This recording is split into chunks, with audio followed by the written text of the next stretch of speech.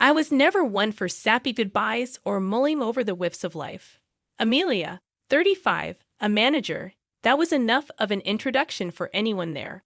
I was standing tall, suitcase gripping my sweating palm. The creak of those steps under my weight was like a soundtrack to this not-so-graceful exit. At the bottom of the stairs, Jeremy leaned against the doorframe, arms folded, the ghost of a smirk playing on his face. It was the smirk that said, "You won't last a week without my money." I despised that smirk. Linda, the queen of passive-aggressive comments, was perched on the arm of the plush love seat, a throne she made from judgments and slee digs.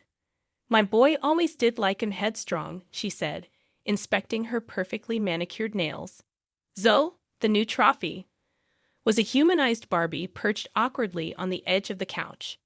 Her legs were crossed so tight I wondered if she could feel her toes.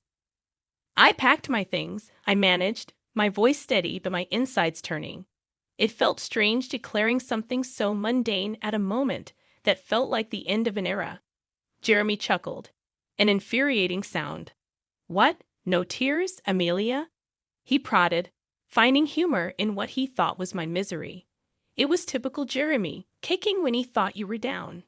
"Not for you," I shot back, clenching my jaw to keep my composure. Linda's laugh slithered out next, sharp as a knife. "Why don't you join us for dinner one last time?" There was a challenge in her eyes, daring me to break, to show the crack in the armor I spent years fortifying. The idea was ludicrous. Who in their right mind would have a farewell dinner with their ex and a shiny new thing? But I couldn't resist the opportunity to show them that I wasn't leaving as the defeated wife. I said, surprising even myself, "Sure, could be fun." Zoe's eyes shot up in surprise, not expecting the guest of dishonor to accept a seat at this twisted table. Jeremy's smirk fell a notch. "Great," he said. "I'll get the wine." It was his white flag, his last attempt at playing the courteous host. Linda simply sniffed, turning her attention to Zoe. "Dear, why don't you help Jeremy with the wine, the good stuff upstairs? You remember where it is," she said, sending Zoe off like a child on an errand. As Zoe scampered off, I noticed her heels were too high, her steps uncertain. The poor girl was walking on stilts, trying to measure up in a world where the bar was set impossibly high. "It's going to be a long night," I mumbled under my breath, realizing that this dinner was more a game of chess than a meal. Every word would have to be calculated if I was to walk out with my head still held high. The dining room had an awkward tension hanging in the air, contrasting with the clinking sound of cutlery. Linda, sitting at the head of the table, smirked as she turned towards me. "Enjoy the meal, darling. It's not every day you sit down to something that hasn't been microwaved." I fixed a smile, keeping my tone even. "Thanks, Linda. It's been hard to find time between work hours. Not like I've got the luxury to stay home." Across from me, Jeremy stirred in his seat, a hint of red creeping up his neck. "I'm on it, you know. Jobs don't just fall out of the sky, and the last place, they didn't know a good worker when they saw one." I couldn't help it. I laughed. "A good worker, Jay? They practically threw you out. How much was it you cost? Couple thousand?" Zoe, a hint of curiosity painted on her otherwise perfect face, forked a salad leaf, not eating, just poking. "A few thousand." Jeremy's jaw tensed, his hand tightening around his knife. "That was blown way out of proportion. I made a small mistake, Amelia. They were just looking for someone to pin it on. I guess being late most days and missing deadlines is small now," I said coolly, taking a sip from my glass. Linda chimed in, her voice dripping with false sweetness. "Well, accidents happen, right? But Zoe dear, you must be careful. Clumsy can sometimes run in the family." Zoe gave a tight-lipped smile, her eyes still fixed on her unperturbed plate. "I believe everyone has a bad day now and then, right, Jeremy?" Jeremy shot a glance at Zoe, then back at me. He was desperate to change the subject. "Let's not dwell on the past. I'm focusing on the future." I leaned back in my chair. "Sounds grand, Jay, hopefully. This time the future doesn't have a repeat ending." As the uncomfortable silence settles, Linda clears her throat, a signal for a subject change. So, any plans after today, dear? I glance around the table, my resolve firm. First good night's sleep in months, I reckon. Zoe, finally putting down her fork, looks up. There's a flash of something, pity maybe, or curiosity. Sounds nice? Actually, Jeremy, eager for an ally, turns to Zoe. Babe, tell Amelia about the job you were telling me about. Zoe nods, a little spark of enthusiasm in her voice. Oh, it's nothing much. Just an opening in the admin department. Might be something for you to look at. I look at her, really look, and there's something genuine there. I'm surprised. Thanks, Zoe. Might just take a look at that. The meal continues, the earlier sparks of tension drowned out by mundane chatter. The clinking of cutlery against the plates fills the room as Linda keeps eyeing me like a hawk, waiting to swoop down with another snarky comment. So tell me, she says, leaning back in her chair with a smirk. Still living out of that tiny apartment? I push the salad around my plate, barely suppressing a smile. Actually, Linda, I'll be moving soon. That a little place closer to work now. It's mine. Jeremy chokes on his drink, coughing into his napkin, while his mom's eyebrows shoot up. You a house? Where'd you get that sort of cash? He sputters. Well, if you'd asked me anything about my life in the past year, I say, cutting into my steak, you'd know about the money Grandma left me. All 700 of it. His greedy eyes widen, and I can almost see the dollar signs flashing in them. Wait, that's half mine. Jeremy blurts, his fork clattering onto the plate. His mother chimes in, like clockwork. Absolutely, Jeremy. Married means shared assets. But I lean back in my chair and can't help but let out a laugh. Funny how you'd forget the prenup you shoved in my face. What's mine is mine, and what's yours is yours, wasn't it? Zoe, sitting next to Jeremy with a plate of untouched food, looks at me with a mix of shock and disgust. Poor thing probably didn't sign up for this soap opera. Jeremy's face turns tomato red. That's before I knew you were coming into money, he shouts. I take another bite, savoring not just the meal but the moment. I guess that's just tough luck, I say, giving him a wink. Zoe's eyes dart between us, clearly regretting her pick for the night. Maybe for more than just tonight. And Jeremy? Well, he's in full tantrum mode now, his napkin thrown down with a dramatic flourish. You know what? This is crap. You can't just. I cut him off. Oh, but I can. And it seems like I just did.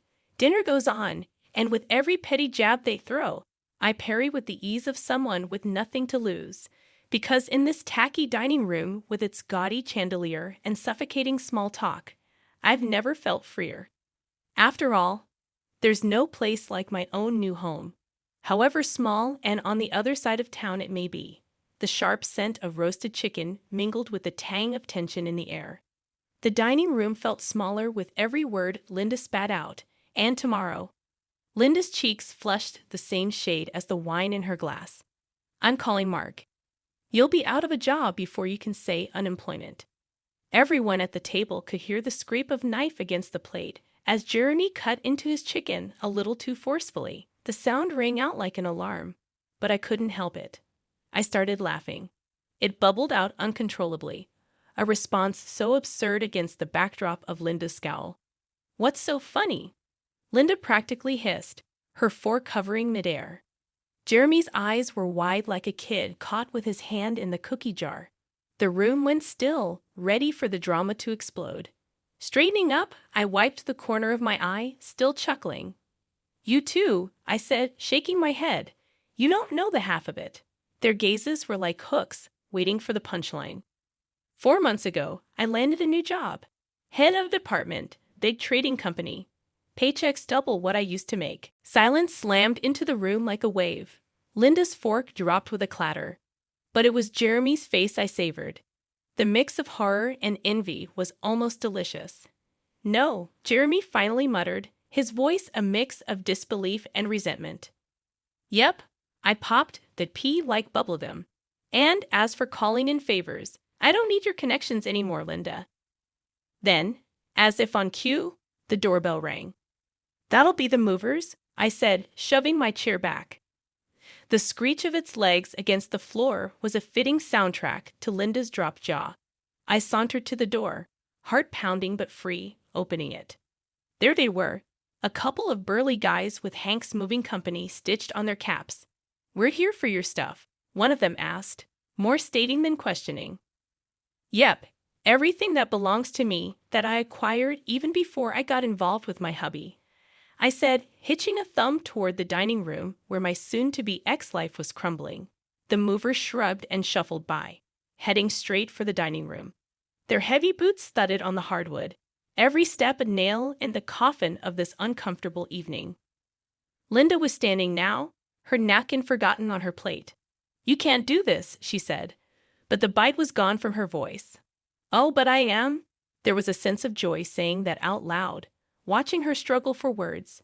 Jeremy was hunched at the table, his face buried in his palms, the lines of his back tight like a strung bow. "Come on, don't do this. Not the sofa. Remember our movie nights?" His voice was a soft plea, a distant echo from a time that felt like a different life. I shook my head firmly. "The sofa's mine. Jay bought it with my own cash, and you know it." Turning to the movers, I pointed at the bulky behemoth of a couch. "That thing needs to go first. Careful with it, it's pricier than it looks." Zoe sat frozen, her eyes wide like saucers. She looked like she wanted to melt into the woodwork. Linda was still shaking her head, her lips pressed into a thin line. "You're cleaning us out, girl." "What are we supposed to sit on? The floor?" Should have thought of that before Jeremy decided to play house with Miss Sunshine here.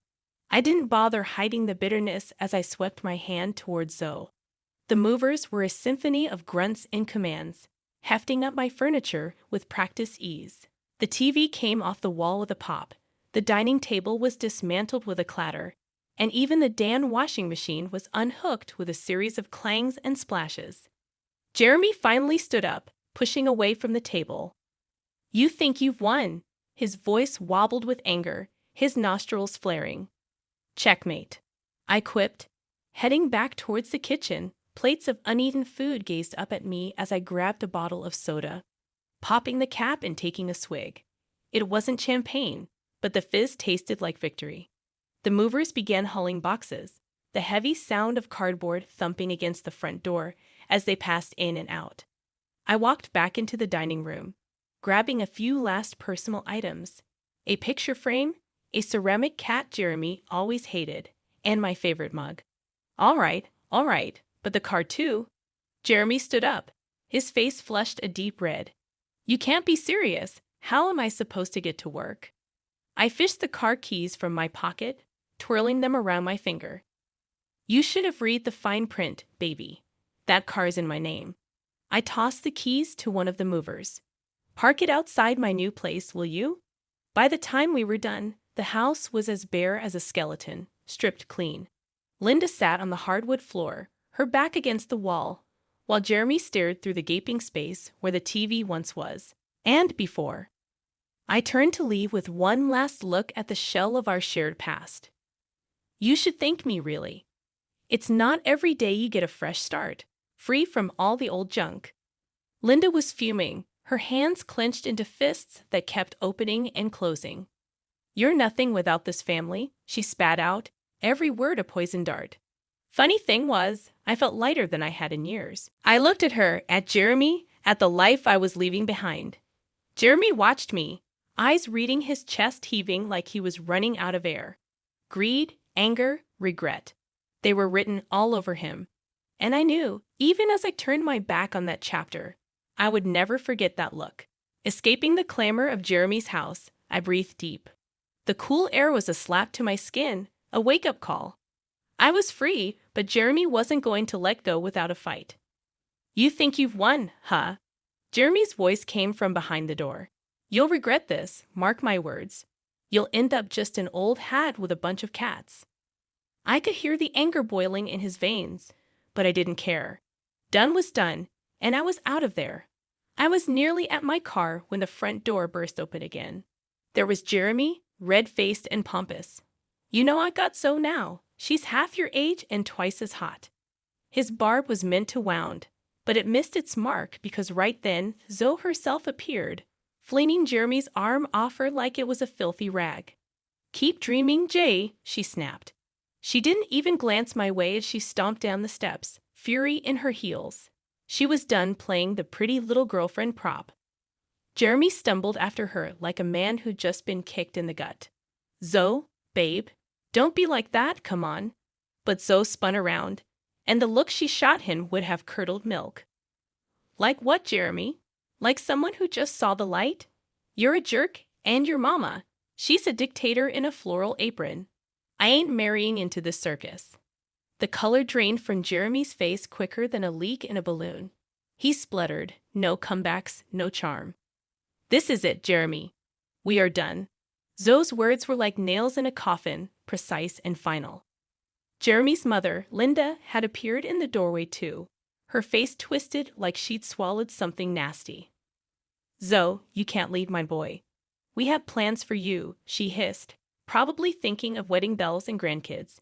But Zoe wasn't having a bar of it. I said, "I'm done. Go find another puppet for your little show." She stormed off, her heels clicking like a ticking time bomb. There I was, leaning against my car, trying real hard not to let the grin split my face. Watching Jeremy and Linda shrink in the rearview mirror felt better than I'd imagined. "Hey, and don't think you've gotten away with this," Jeremy was shouting, but his words were like rain against my car window, persistent but insignificant. I rolled down the window a sliver, just enough to let my voice carry. "Actually, I think I just did." I gave him a look, one that said I knew I'd won, then rolled the window back up before he could spew another word. I hit the gas and didn't look back. In my rear view, Jeremy's figure got smaller, his rage drowned out by the growl of the engine. Ahead of me, the street stretched out, the night just beginning to shimmer with possibilities.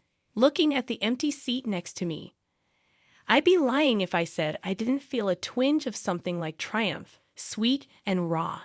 No regrets, no looking back, I mused. Tonight, the getaway was all the dinner I needed. When my phone buzzed that morning, the last name I expected to flash on the screen was Zoe.